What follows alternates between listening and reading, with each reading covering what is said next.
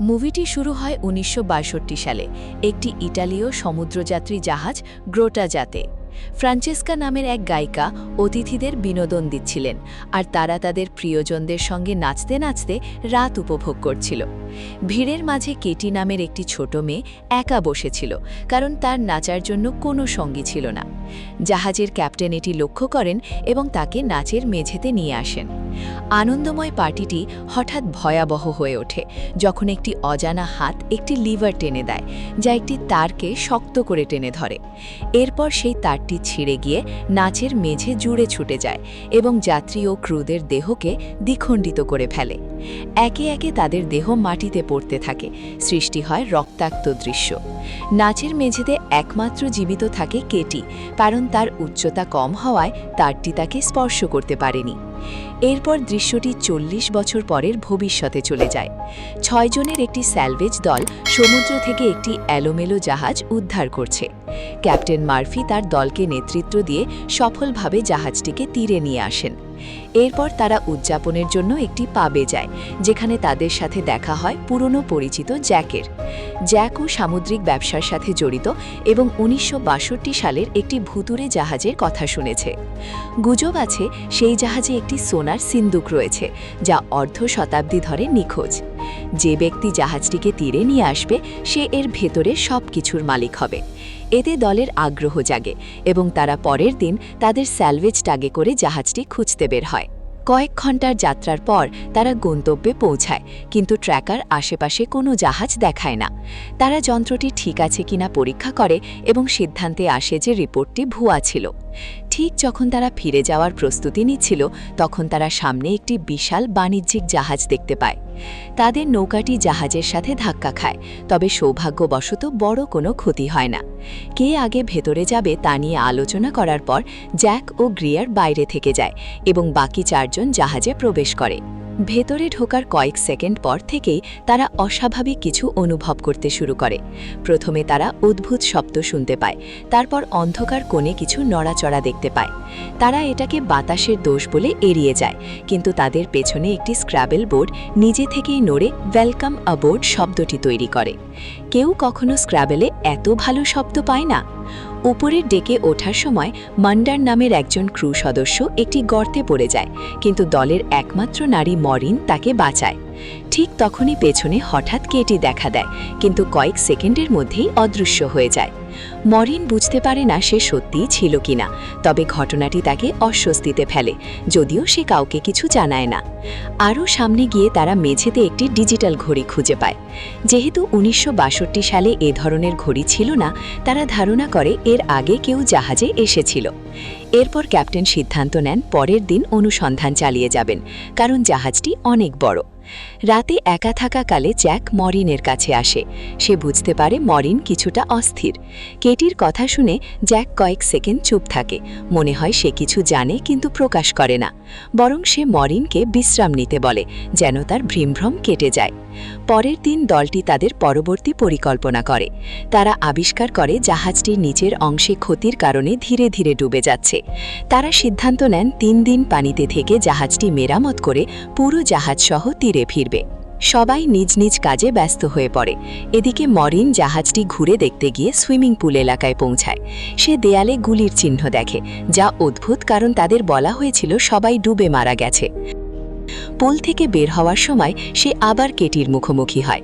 ভয়ে সে সিঁড়ি থেকে পড়ে গিয়ে মাথায় আঘাত পায় এবং রক্তপাত শুরু হয়।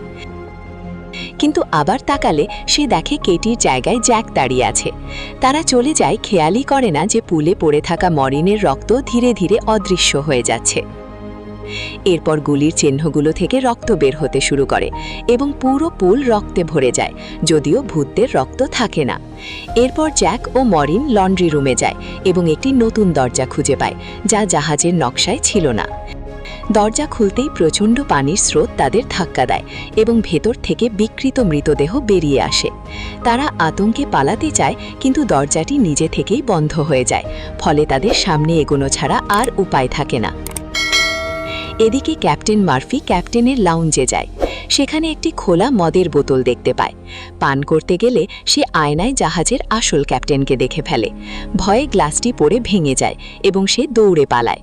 অন্যদিকে এসব অদ্ভুত ঘটনার কিছুই না জেনে গ্রিয়ার নিজের কাজে ব্যস্ত ছিল। হঠাৎ সে কারো গান শোনে। সে হলো ফ্রান্সেস্কা, সেই একই গায়িকা যিনি 1962 সালে যাত্রীদের বিনোদন দিচ্ছিলেন। গ্রিয়ার শব্দটির উৎস খুঁজতে থাকে, কিন্তু কিছুক্ষণ পর হাল ছেড়ে দেয়।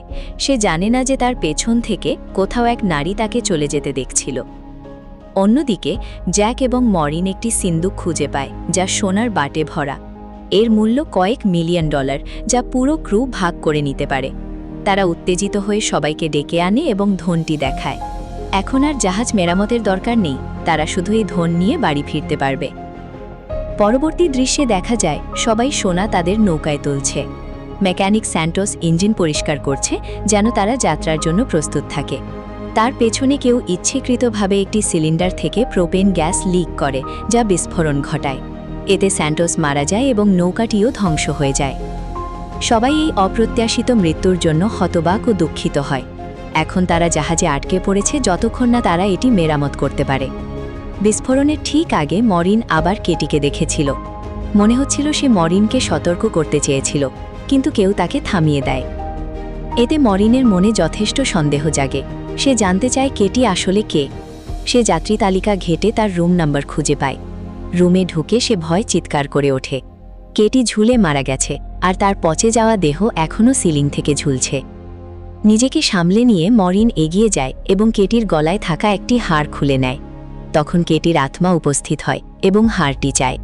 মরিন সেটি দিতে গেলে হাড়টি তার হাত ভেদ করে চলে যায়। তখন তার কাছে স্পষ্ট হয় ছোট মেয়েটি মানুষ নয়। রান্নাঘরে দুইজন ক্রু সদস্য তাজা খাবার খুঁজে পায়। তারা কিছু না ভেবেই খেতে শুরু করে। প্রথমে খাবারটি খুব ভালো লাগে, কিন্তু কিছুক্ষণ পর তারা ভয়ানক গন্ধ পায়। দেখে খাবারগুলো পোকায় ভরে গেছে। তারা আতঙ্কিত হয়ে বমি করতে থাকে। অন্যদিকে গ্রিয়ার বলরুমে আছে। হঠাৎ জায়গাটি আগের মতো হয়ে যায়, যখন জাহাজটি ধ্বংস হয়নি। অতিথিরা তাকে ঘিরে ধরে এবং পার্টির মতো আচরণ করে। ফ্রান্সেস্কা তার প্রতি বিশেষ আগ্রহ দেখায়, তাকে প্রলুব্ধ করে এবং চুমু খেতে বাধ্য করে, যদিও গ্রিয়ারের বাড়িতে একজন বাগদত্তা রয়েছে। চুমুর পর সে আর পিছিয়ে আসতে পারে না। ফ্রান্সেস্কা পোশাক খুলতে শুরু করে এবং গ্রিয়ার তার পিছু নেয়, ভেবে যে সে তার রুমে যাবে। কিন্তু সে একটি উঁচু জায়গা থেকে পড়ে মারা যায়। এরপর ফ্রান্সেস্কার আসল বিকৃত মুখ দেখা যায়। এদিকে মার্ফি ক্যাপ্টেনের রুমে থাকে। হঠাৎ একটি মদের বোতল নিজে নিজে নড়তে শুরু করে। সে কাছে গিয়ে দেখে আয়নায় আসল ক্যাপ্টেন বসে আছে। ক্যাপ্টেন তাকে মদ অফার করে। অবাক করার মতো সে মার্ফিকে আঘাত করতে আসেনি, বরং কথা বলতে এসেছে। সে জানায় 40 বছর আগে লোরেলাই নামের একটি হারিয়ে যাওয়া জাহাজকে গ্রোট্যাজা খুঁজে পায়, কিন্তু 2 দিন পর গ্রোট্যাজাও হারিয়ে যায়। এরপর মার্ফিকে একটি ছবি দেখানো হয়, যা তাকে স্তম্ভিত করে। এদিকে কেটি ও মরিন কথা বলছে। কেটি জানায় 40 বছর আগে যারা মারা গেছে তারা সবাই এখানে আটকে আছে। তারা স্বর্গে যেতে পারে না, কারণ এক শক্তিশালী সত্তা তাদের আটকে রেখেছে। তাদের মুক্তির একমাত্র উপায় হল জাহাজটি ধ্বংস করা। কিন্তু সে শক্তিশালী সত্তাটি কে তা বলার আগেই ঘরের দেয়াল রং বদলাতে শুরু করে। কেটি আতঙ্কিত হয়ে মরিনকে পালাতে বলে এবং নিজেও অদৃশ্য হয়ে যায়। পুল এলাকায় মার্ফি অন্যদের খুঁজছিল। সে সত্য জেনে গেছে এবং দ্রুত ফিরে যেতে চায়, কিন্তু পথে সে স্যান্টোসের মতো দেখতে একাধিক সত্তার দ্বারা আক্রমণের শিকার হয়। বিভ্রম এতটাই বাস্তব যে মরিন কাছে এলে সে তাকেও শত্রু মনে করে আক্রমণ করে। মরিন কষ্টে তাকে আঘাত করে নিজেকে বাঁচায়। পরে জ্যাক এসে মার্ফিকে অজ্ঞান করে। নিরাপত্তার জন্য তারা তাকে একটি খালি ট্যাঙ্কে আটকে রাখে। এখন দলটি সোনার কথা ভুলে গেছে, তারা শুধু বাঁচতে চায়। কয়েক ঘন্টা কাজ করে তারা জাহাজ মেরামত শেষ করে, কিন্তু গ্রিয়ার এখনও ফিরে আসেনি, যা নিয়ে সবাই চিন্তিত। মরিন তাকে খুঁজতে গিয়ে আবার কেটির দেখা পায়। এবার কেটি তাকে গ্রিয়ারের মৃতদেহ দেখায় এবং অতীতের সব ঘটনা দেখানোর জন্য তাকে স্পর্শ করে। মরিন অতীতে পৌঁছে দেখে জাহাজে আনন্দময় পরিবেশ, কিন্তু ক্যাপ্টেন পুরো ক্রুকে রাজি করায় সবাইকে হত্যা করতে, সোনার জন্য। রান্নায় বিষ মেশানো হয়, অনেকেই মারা যায়। এরপর নাচের মেঝেতে হত্যাকাণ্ড, তারপর বাকি মানুষদের গুলি করে মারা হয়। কেটিকেও টেনে নিয়ে গিয়ে ফাঁসিতে ঝুলে মারা হয়। শেষে ক্রুরা সোনা নিতে গেলে ক্যাপ্টেন ও ফ্রান্সেস্কা তাদের গুলি করে। পরে ফ্রান্সেস্কাও তার সঙ্গীর হাতে নিহত হয়। শেষে জানা যায় সেই লোকটি জ্যাক। সে এক দুষ্টু আত্মা, যার কাজ মানুষকে পাপ করানো এবং তাদের হত্যা করা। সবকিছু মরিনের কাছে পরিষ্কার হয়ে যায়। সে মার্ফিকে বাঁচাতে গেলে দেখে সে ইতিমধ্যে ডুবে মারা গেছে। এরপর সে অন্যদের সতর্ক করতে যায়। শেষে কেবল মরিন ও ডজ বেঁচে থাকে, কিন্তু ডজ আসলে জ্যাক ছদ্মবেশে। সে মরিনকে পাপের পথে নিতে চায়, কিন্তু মরিন জাহাজে বিস্ফোরণ ঘটায়। জাহাজ ধ্বংস হয়, জ্যাকও ধ্বংস হয়, আর মরিন পানিতে ঝাঁপ দিয়ে বেঁচে যায়। কেটি তাকে সাহায্য করে। অবশেষে সব আত্মা মুক্তি পায়।